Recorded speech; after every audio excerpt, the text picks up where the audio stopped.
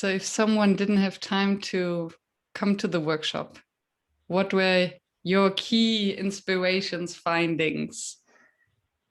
Please share, nominate someone. I nominate Ola and Kate for my room. Thank you, Lee.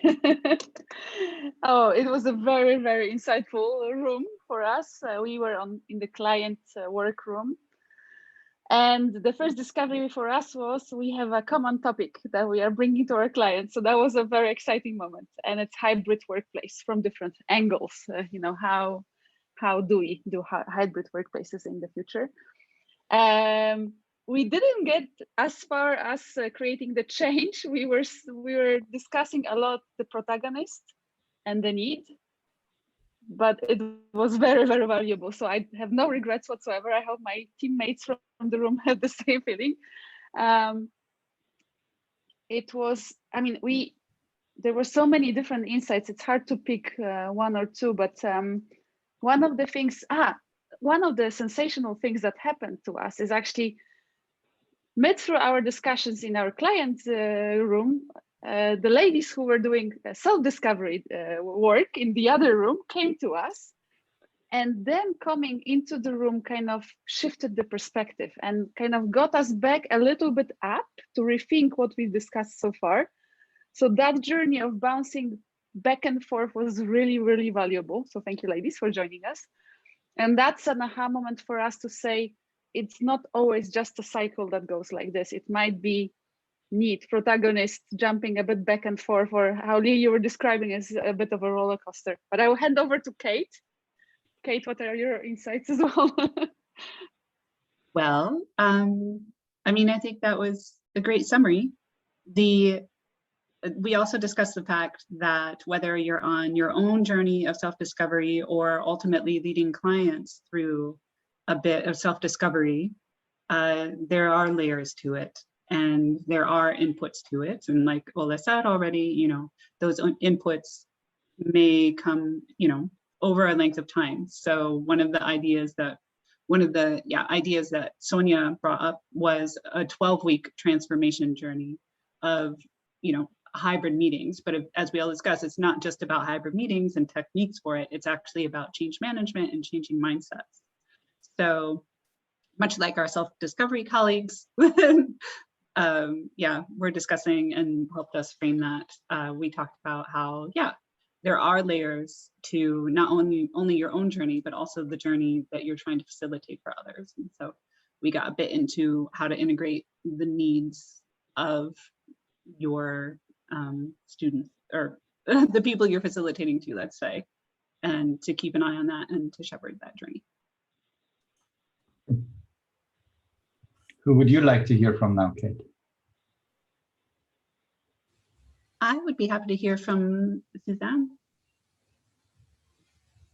Great, thanks. Yeah, so we were the intruders into the client's work.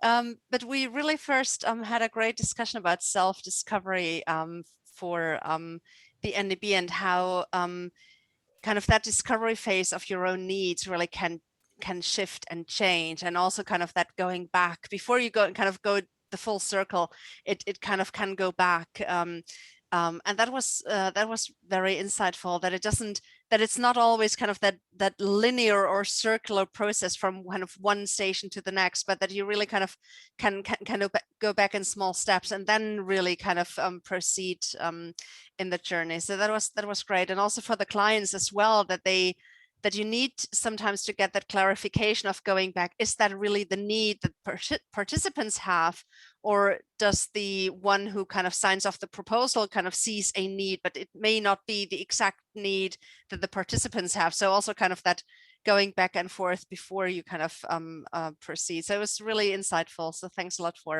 of course for outlining again kind of the creator's journey and getting lost and being found. And I hand it on to Carmen. Thanks, Suzanne. Yeah, what struck me was this issue of the shift in needs and how you might because this is the self-discovery discussion, how you might think that your need is a certain thing. That's where you might feel the pain and think that there's a quick fix, and it might actually be something else. So for NDB, we talked about the shift between learning how to do things, sort of thinking you're going to learn things that'll make you a better facilitator, but then discovering that the community and the questions that it makes you ask yourself about how you are as a facilitator, what you bring as a facilitator is actually that's the real change that you're going through. So that was really interesting to me. Yeah, and it's just also a reflection that we had was how it's so nice to be in a workshop where you can enter a room and not have a clear idea on where you want the discussion to go, and also not have anyone in the room who has the answer, and that brings such a rich discussion. It's the kind of thing that you have outside of workshops, and we've found a way to get that in NDB, which is fantastic. Thank you. Peggy, I don't know if you want to add anything. I don't. Otherwise, we're very curious about the other group as well. I think that most of you had very good summary, but I think the surprising thing in the room is Suzanne did her own reflection, because she joined NDB last year and she decided to join NDB again this year. And she said the last year she joined, the main thing she probably going to learn more facilitation skills. But second year this year, and she feel more like in the community, and she just really love to meet people that every week and see familiar faces. Thank you. And Ruth? Yeah, we talked about the journey in respect about the residents. Well, and my insight is actually a little bit now, in the sense that the way that we are reflecting this workshop, I really love it, because then it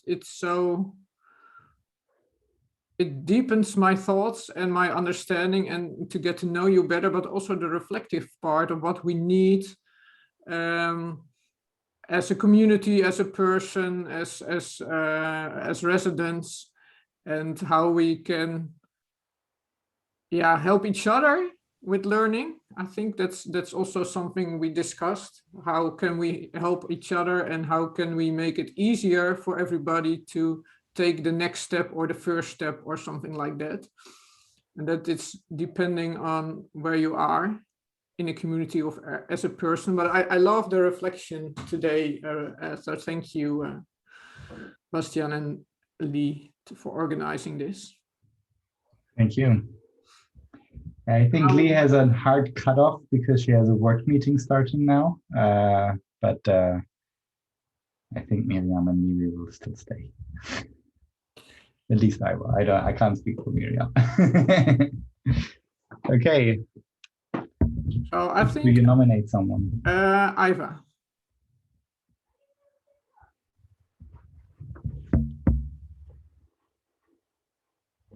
Sorry. So from my side,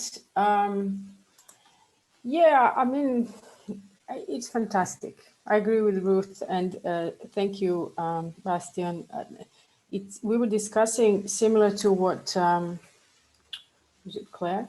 Sorry, Kate. Kate has said, is like, who is the protagonist? So it's us, but in our head, it's also everything we, you know, we carry, and the needs of our whoever we are supporting, and then also discussing the need on why have I engaged, and also when do you close one learning cycle? And we were saying it's not maybe the whole, you know, that how different we are at the end in November, but also that after every interaction today, we're already different because we've had collective wisdom, input from other people, made us reflect, and I think that's brilliant. And then we were also discussing on how we can create, how we can identify what people need. And then we were talking a little bit about, you know, first that maybe saying who they are and actually asking them or creating. And Miriam said she already has something in the pipeline. So that's it. And just from my side, I would like to add now, and maybe for Miriam, I've also realized what for me creates safe spaces, that I know people on a deeper level. So because I have spent several rounds in sessions, I'm more willing to open up. And I think that's something that never done before offers, as opposed to maybe other you know, things, other programs or whatever you want to call them. And for me, this is important. So this is like building little steps on saying, okay, now I'm ready for the Fringe Festival, or now I'm not. I mean, both are fine, yeah. So yeah, great session. Thank you. Thank you.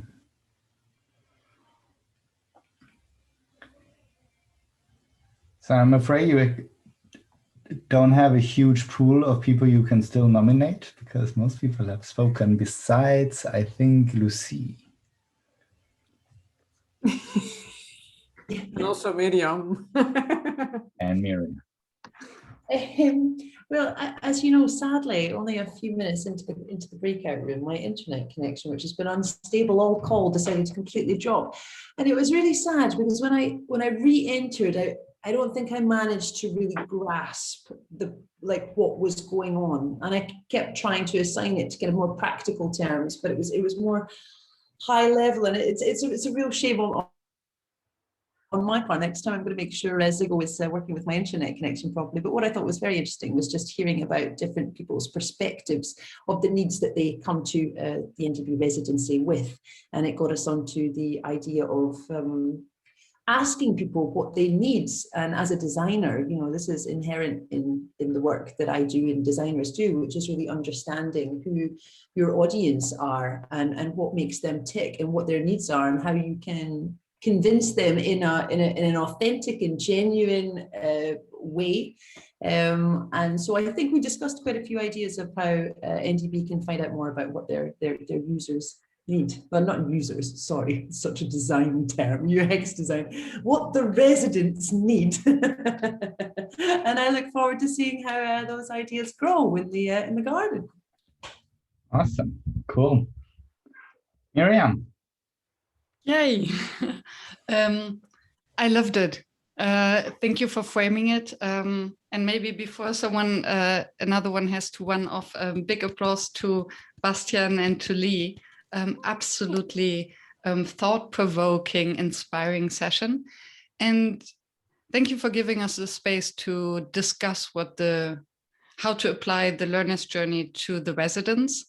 And we spent some time talking about who is the protagonist. So the protagonists are us, the residents, but also the future residents.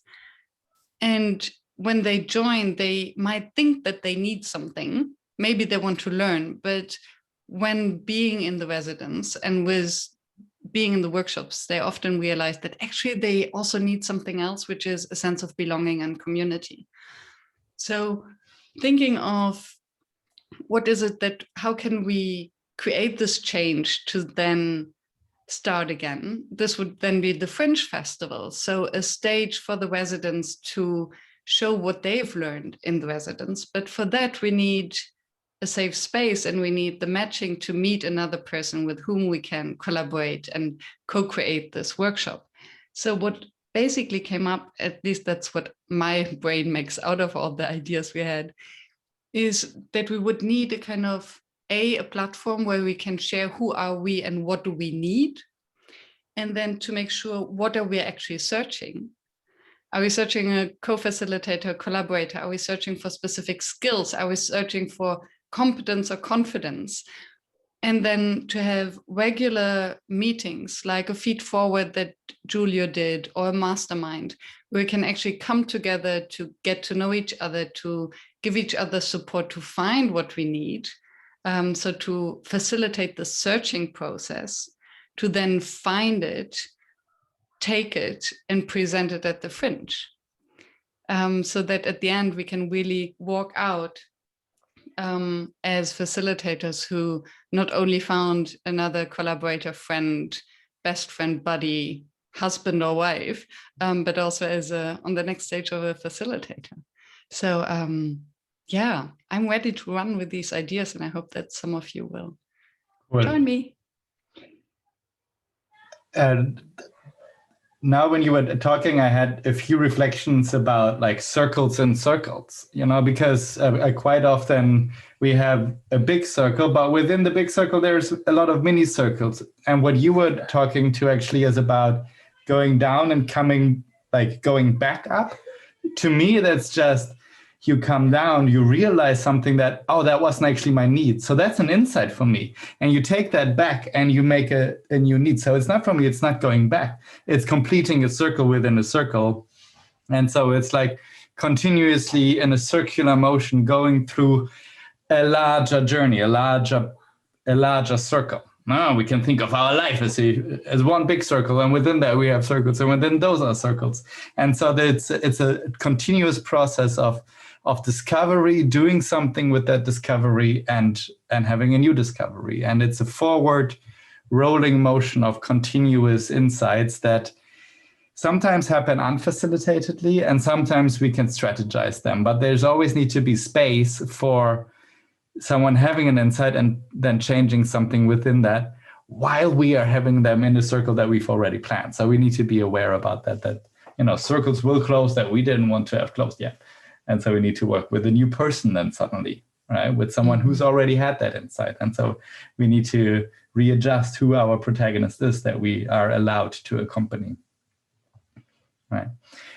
Yeah, thank you very much for, you know, taking part of your day.